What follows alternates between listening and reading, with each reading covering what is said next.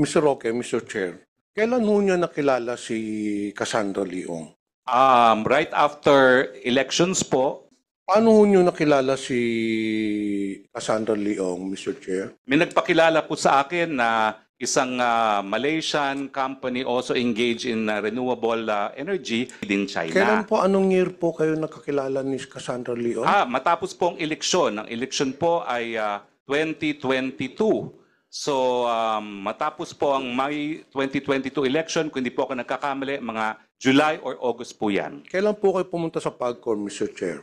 Ay, ano po, 2023 na po. 2023. Apo. Nung nakilala po ninyo si Cassandra Leong, hindi ba ninyo alam, hindi ba niya sinabi na she's involved in POGO operations? Kumusta po mga ka-viral? Welcome back ulit sa aking YouTube channel. Dating presidential spokesperson Harry Roque may nakakagulat na inamin sa pagdinig sa Kamara kaugnay sa pagkasangkot ng kanyang pangalan sa illegal na operasyon ng POGO sa bansa. Ginisa nga sa pagdinig sa Kongreso ng ilang mga congressmen si Harry Roque sa kanyang pagkaugnay kay Cassandra Leong na isa sa mga incorporators ng illegal na POGO sa bansa. Inamin ni Roque na magkakilala si Leong at naging legal officer siya nito.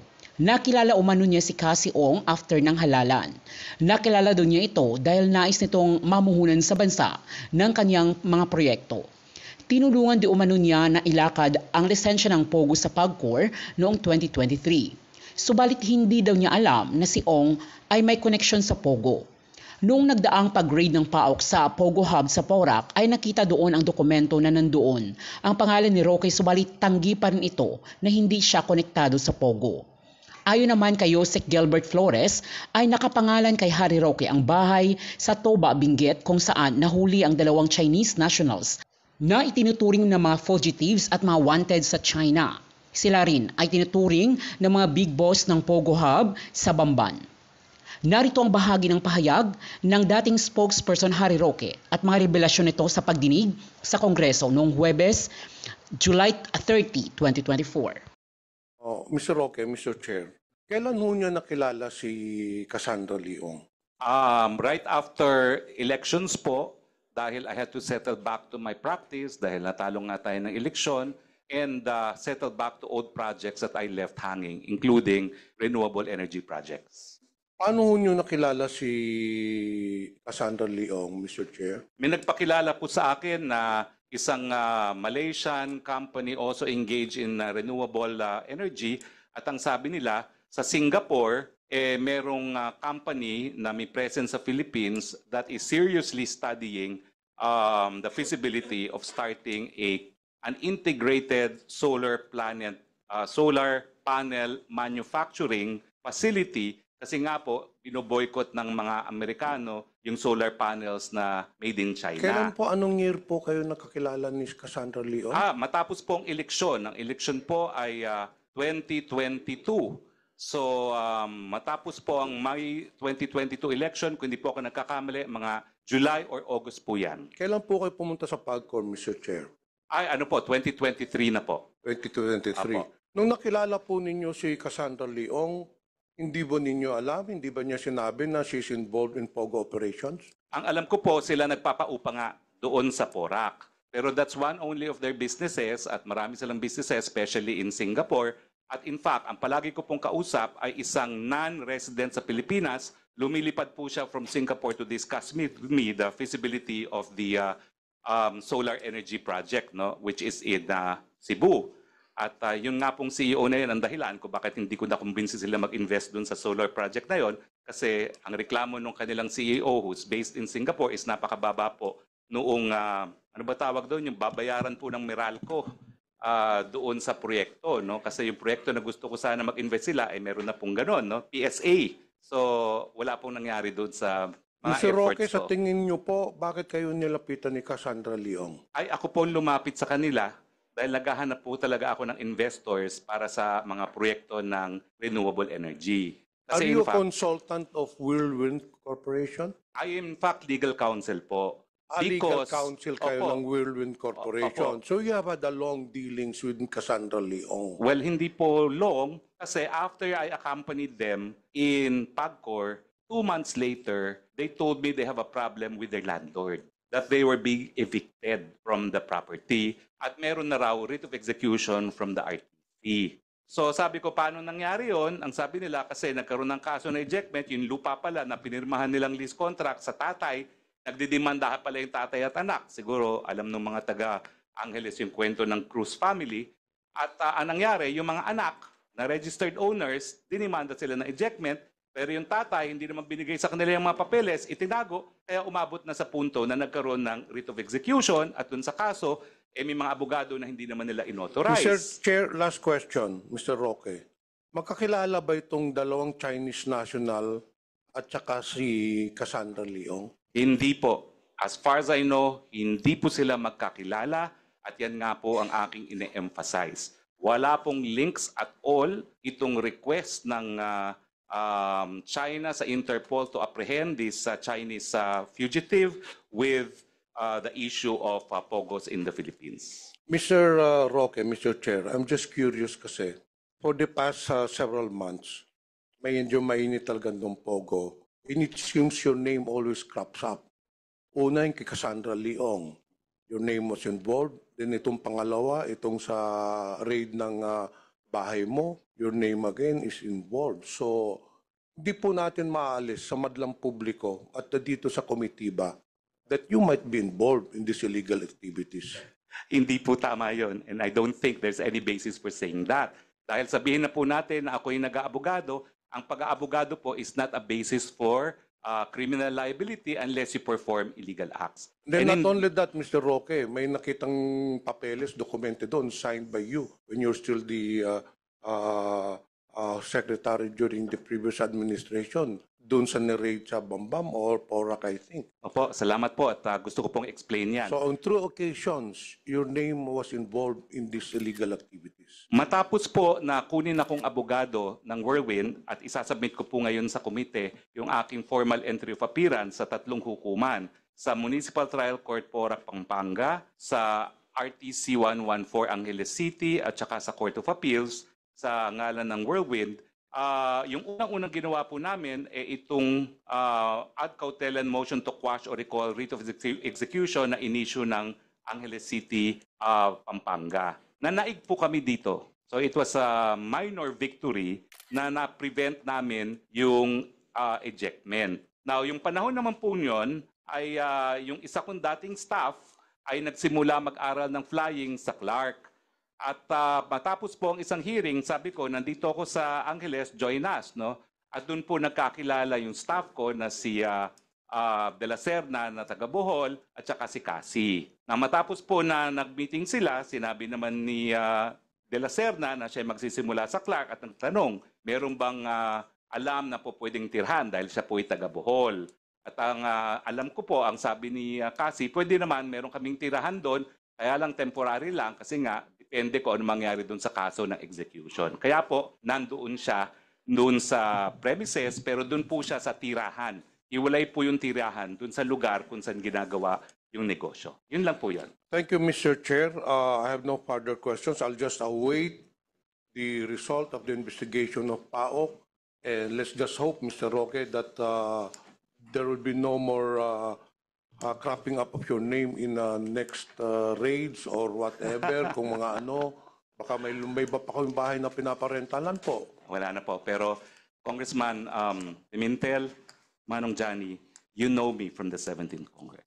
I have no further And question, Mr. Mr. Chair. Chairman, maraming salamat po for the opportunity to explain. And of course, I'd like to thank you for this privilege to come back to what I consider as my home, the House of Representatives. Maraming Yes, salamat po. a former colleague, Congressman, the former Congressman Harry Roque, he's one among us before. The chair would like to acknowledge Congressman Pilimon Espares, Congressman Bienvenido Abante, Congressman Abet Garcia, and Congressman Crispin Diego Remulla.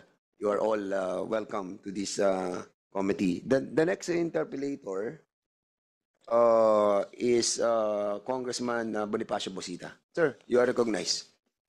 Thank you, Mr. Chair. Good afternoon po sa ating lahat. Mr. Chair, base po sa reports, ilan sa mga illegal activities, ginagamit itong illegal POGOs, itong cryptocurrency investment scams. At noong February 1, 2022, For you to have a practice of law, dapat may kliyente po. Now, dapat alam mo kung sinong kliyente. Now, it may be that acts that you do for a client may benefit another entity because they have a mutual interest. At ganyan po nangyari dito dahil syempre, yung Whirlwind gusto nila magpatuloy yung negosyo ng kanilang kliyente at ang Lucky South din gusto magpatuloy sa kanilang kliyente. Pero wala pong attorney-client relationship kung hindi po talaga nagkasundo yung abogado at ang kliyente. So, yeah. Okay po. So, would you, in the layman's, gusto lang po yes or no po? With everything that you have done for Whirlwind Company, would you at least admit to this committee that, in a way, nag-benefit po yung Lucky South 99? Nag-benefit pero wala po ko kahit anong transaction with anyone from Lucky South, whether be it stockholder or officer. Thank you, Mr. Chair. That would be my last question. Thank you so much. Thank you, Secretary Roque. Now we will be Yun po, Chairman. proceeding with the next interpellator, Congressman Chairman Abante. Sir, you are recognized. Thank you, Chair. Tony Roque, kapatid. Yes, Bishop. Good afternoon. My afternoon. Bishop. Um, Kong Bishop. you admit kanina when Congressman was asking you na sinamahan nyo ang isang POGO executive kay PAGCOR Chairman Altenco. Am I right? Hindi po. Kasi ang pagkakakilala ko, hindi po POGO executive si Okay. Cassie Ong. Siya po ay taga Whirlwind. Siya Alright. po ay nagpapaupa at service provider nga po sa isang POGO licensee. So, hindi nyo pa alam at that time. Alam ko po. Kasi matagal ko nang kakilala, isang taong ko na rin kakilala po ang Whirlwind. Dahil kino-convince ko nga po sila na mag-invest sa isang renewable energy project. So, hindi nyo sinamahan, yun yun si, ano pangalan nun? Cassie. Cassandra Ong, hindi nyo sinamahan because of POGO. Well, ang problema po nila ay yung kanilang kliyente na umuupa ng kanilang premises nagkaroon ng problema. Mga Chino po yan, hindi naman nag-i-Ingles at ang problema nila doon sa representante nila sa PAGCOR mismo. So, bakit nyo kinakailangang puntahan ng personal si Altenco tungkol dito? Kasi kinakailangan po ng board approval. And the chairman, of course, is the chairman of the board of PAGCOR. Hindi po ito ma-approve sa level labang ni Attorney Fernandez. Kinakailangan magkaroon po ng board resolution adopted by the PAGCOR board to authorize a rescheduling of payment. So, naniniwala rin po kayo doon sa tinatawag nating political influence. Well, yan po ay katotohanan, pero ang katotohanan din po, sinabi naman po ni Chairman Altenco, hindi po kami magkakilala, bagamat meron din po mga Roque sa Malolos where he was once a mayor. Okay. Mr. Chair. Kapatid, you admitted na abogado kayo ng Whirlwind Company po ba yun? Opo, Mr. Chair, at nagsubmit na po ako ng mga dokumento na may 3 kaso akong hinawakan, pero lahat po yan related doon sa property sa Porac. Kayo po ba ay naka-retainer o meron kayong specific contract? Specific contract lang po, case related po yan, dahil kapag retainer po, normally kasama po dyan yung pagiging corporate secretary. Hindi po ako nagtatanggap sa corporate secretary work na unang-una dahil medyo semi-retired na po ako. Hindi naman ako talaga tumatanggap ng maraming kaso. At yung sa kwento lang ni Cassie, talagang alam ko po marami nagsamantala sa kanila. From yung kaso nila sa ejectment, yung nagpaupa sa kanila, lahat po talaga parang napagsamantalahan sila pagdating na pati dito sa sarili nilang representante sa PAGCOR. Sabi nyo, marami nagsamantala po sa kanila. Is that what you're saying? Yes po, kaya nga po medyo naawa ako nung nalaman ko yung mga kwento nila, no? Dahil from the amount of valuation dun sa property na liblib, binalyo po nila ng 20,000 per square meter, no? Tapos yung mga pangyayari po na umusbong kung bakit kinailangan pumasok sa kaso, nagsimula po talaga upa lang yan. Tapos pinilit silang bilhin. nangako naman yung ama na, sige, bilhin nyo na, ako magbabayad sa first year ng installment basis. Hindi naman tinumupad ng ama. At syempre, wala silang capacity to pay, no? So kaya nga po nagkaroon ng kasukasuhan. But you know na they are involved in the POGO operation. Alam ko po na yung property na naging kasukasuhan pinapaupahan sa POGO. At Therefore, Tony Roque, the reason why siguro pinaupahan ng malaki yung property, sapagkat alam nung may-ari na itong si Cassandra involved sa POGO ito. well, hindi po alam niya na siya talaga yung umuupa sa kanya. Dahil lesser naman po si Cruz, siya po ay lessee, no? At ito namang Lucky South ay sub-lessee. So, totoo po, malaki talaga ang mga naging valuation kasi alam nila na papaupahan sa POGO. At kung walang POGO, wala pong valor talaga yung property na yon dahil liblib. For the purpose of just fully recording this hearing today, ano po ba yung serbisyo ninyo na binabayaran po nila kung wala silang pending case sa anumang korte? Meron po, 3 po ang kasong hinaharap ko ngayon. 4 pa pala, no? Meron pong Court of Appeals, nagkaroon po ng Les Regional Trial Court, at yung ejectment case po ay binalik na sa Metropolitan Trial Case, at meron pa pong isang kasong kriminal na umusbong po dahil nga dun sa compromise agreement na napirmahan na hindi nasunod. So, 4 po yung kasong na nakabinbin sa hukuman. Pero hindi po kayo kinukontrata para gamitin po kayong impluensya sa mga taong nasa gobyerno. Hindi po, puro kaso po yan. At alam naman po ng mga West sa San Fernando, sa Angeles, sa Porac, na ako mismo ang umaapir po dyan. After all this, Attorney Roque, of course, you are in this hearing today because of the POGO problem, no? Kung Opo. hindi kayo na-involve sa POGO, wala kayo rito eh. Well, ang problema po kasi talaga, involve yung whirlwind, no? Dahil siya po talaga yung nagpapaupa dito sa Porac. Actually, meron po kayo hindi naimbitahan po, Mr. Chair. Yung landowner na nagsimula ng lahat ng problemang ito, hindi ko maintindihan po bakit hindi naimbitahan yung landowner na Cruz. Dahil ang pagkakaalam ko rin po talaga, siya rin talaga nag-orchestrate ng lahat para matuloy yung negosyo nila. Tapos in the end, lumalabas, nasa anak pala niya yung titulo, no? Wait, Well, Mr. Chairman, Harry, Bienvenido Abante, medyo, sino po yung may-ari, si Cruz? Yes, a certain Mr. Cruz at saka yung mga anak po niya na nagdidimandahan po If sila. I am not mistaken, I was able to read that this parcel of land were at first was leased, di ba? And Lease then po. eventually it was sold. Linis po nung Roberto Cruz. It turns out, wala palang titulo si Roberto Cruz dahil nasa anak niya yung titulo. Kaya po, nagkaroon ng compromise agreement, nag-ejectment case. Dan po nagbunga ejectment case kasi yung mga anak ang nag-file ng kaso for ejectment.